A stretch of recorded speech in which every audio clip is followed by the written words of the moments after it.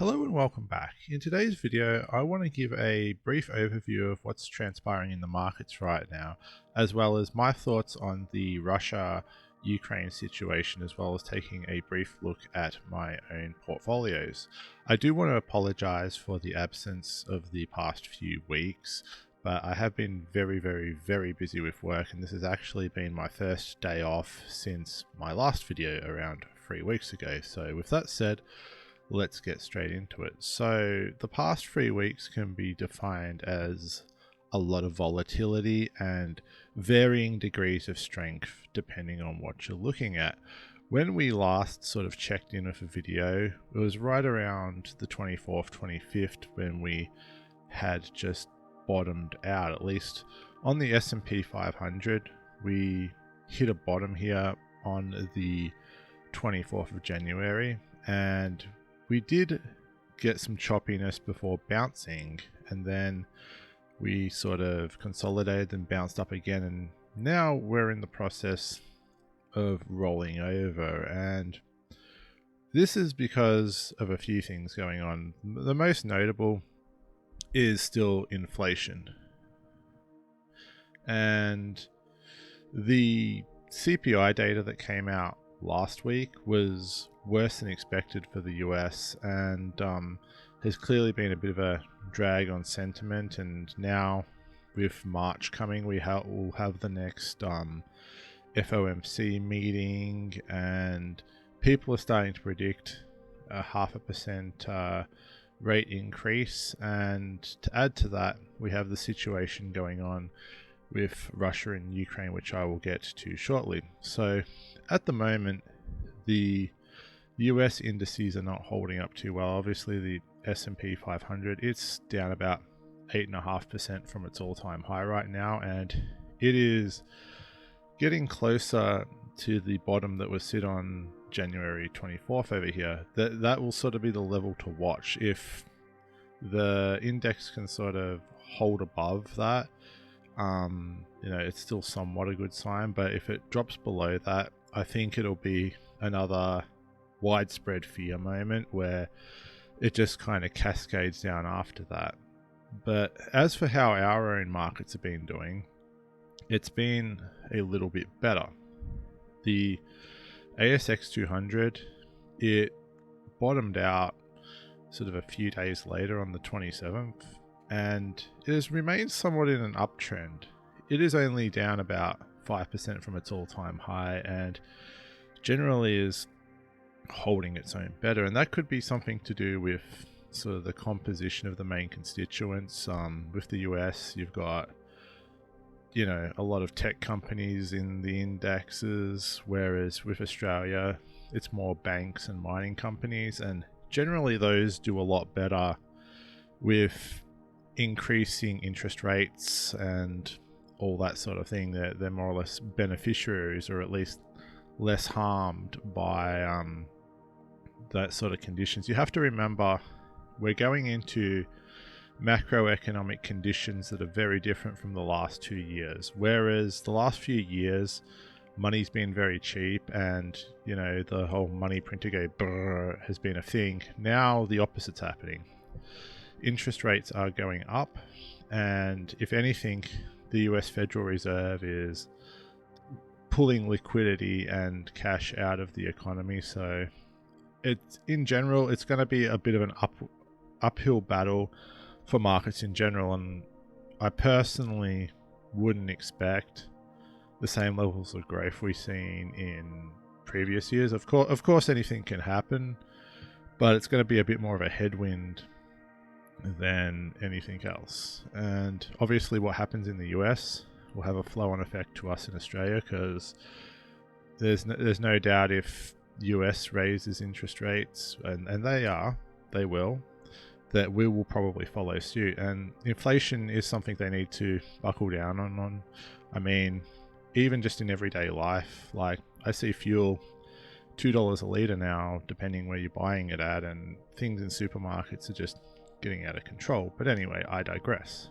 And looking at Bitcoin, it's actually the past few weeks held up really well. It bottomed out the same day as the US sort of stock market did on the 24th here, hitting that 33,000 USD mark, and it has sharply recovered and really shown impressive strength. And while it is correlated to the broader US market, particularly like the Nasdaq 100, it is decoupled a little bit. It seems to have a little more independence in the past week or two and seems to have a little more strength, which is a bit of an encouraging sign for crypto, showing that even highly speculative assets, there is still some sort of risk on appetite there pushing them up. And it hasn't been even across the cryptoscape though.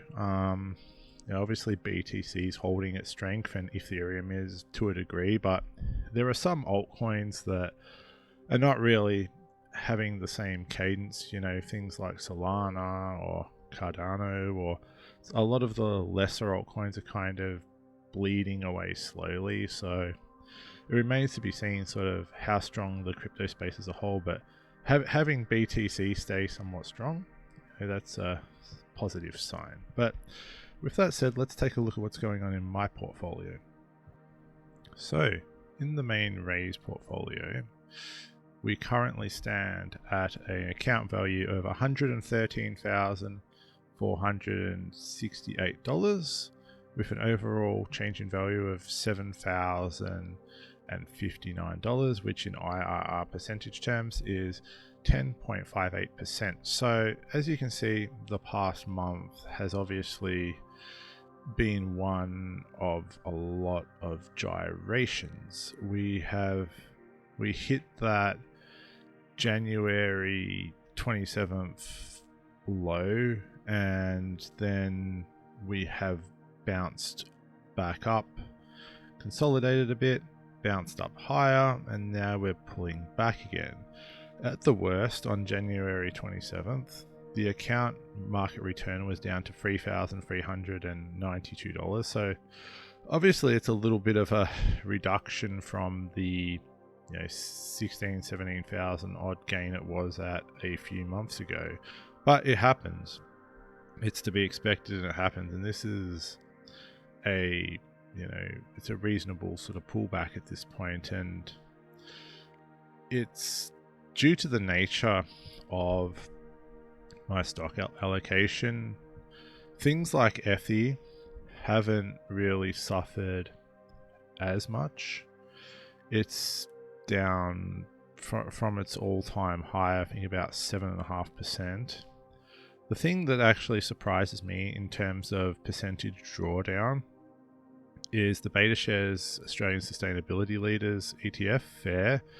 That's actually fared a lot worse than I expected, and it is down about 12-13% from its all-time high, and it seems to have a lot more of a correlation with the Nasdaq 100 than the ASX 200. And I think that's just because it has a lot less of the large and mega cap type constituents and doesn't really have a lot of the banks and mining companies that prop up the traditional ASX 200. So it acts a lot more like an amalgamation of growth companies, and yeah, it's certainly not been to the benefit of the portfolio, but it happens. And surprisingly enough, the emerging markets VGE ETF is probably held on one of the better ones. Like over the past few months, it's been marginally flat. Like over the 6 months, it's down 0.5%. 3 months, it's down 2%.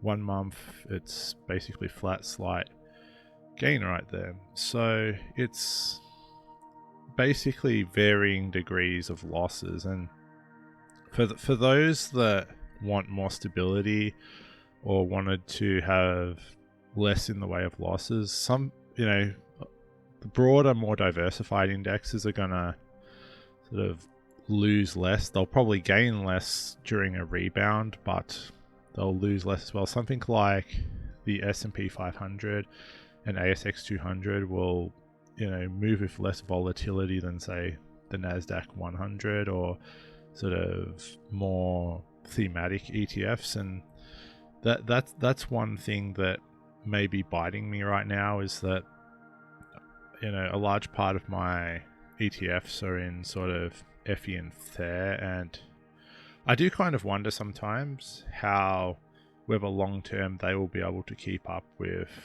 longer term, like sort of broad market indexes, but that remains to be seen. If I were going to change my portfolio, and I'm not saying that I will at this point, I would probably just adjust it to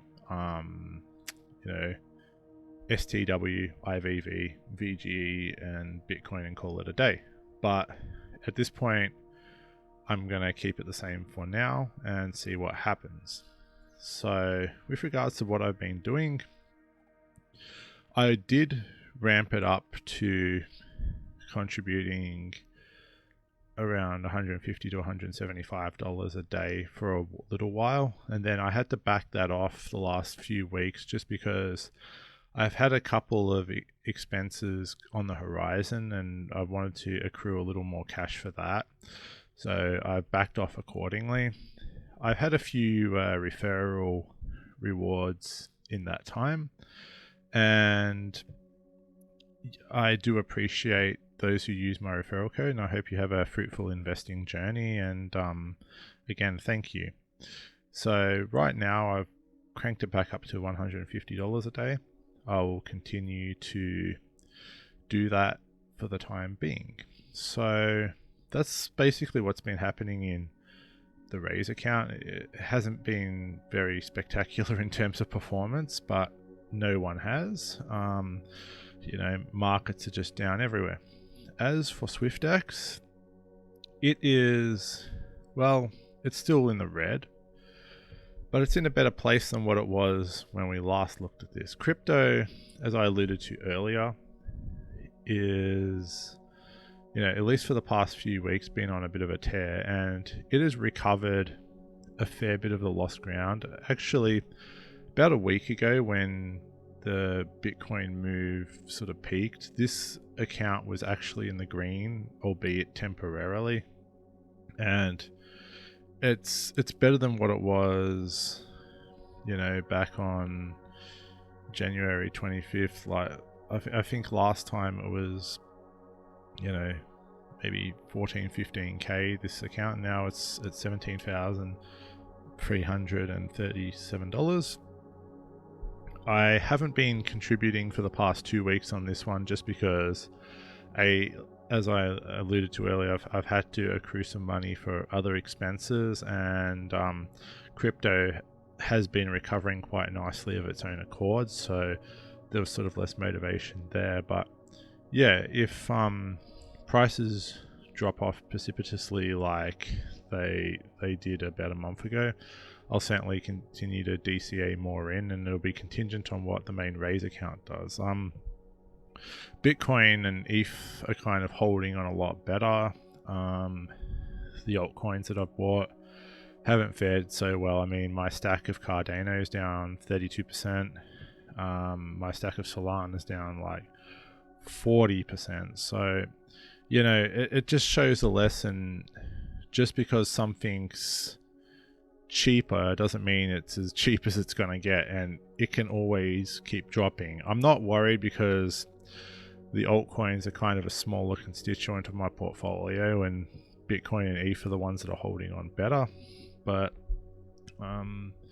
it's how things are going with crypto, and how things are going with my investing world as a whole. But a lot of talk has been on the whole Russia-Ukraine thing, and I think there's a lot of people scared about it. A lot of people speculating all sorts of things, even suggesting that it'll end in a nuclear war or something like that. And my personal belief, it may or may not come true, but I honestly think there's maybe a 5-10% chance of an invasion actually happening. Of course, I could be wrong, but I think it's highly unlikely that anything's going to happen between Russia and Ukraine. I think it's a lot of grandstanding and a lot of sort of bravado and trying to flex. But I think when it comes to the crunch, Russia won't do it, just because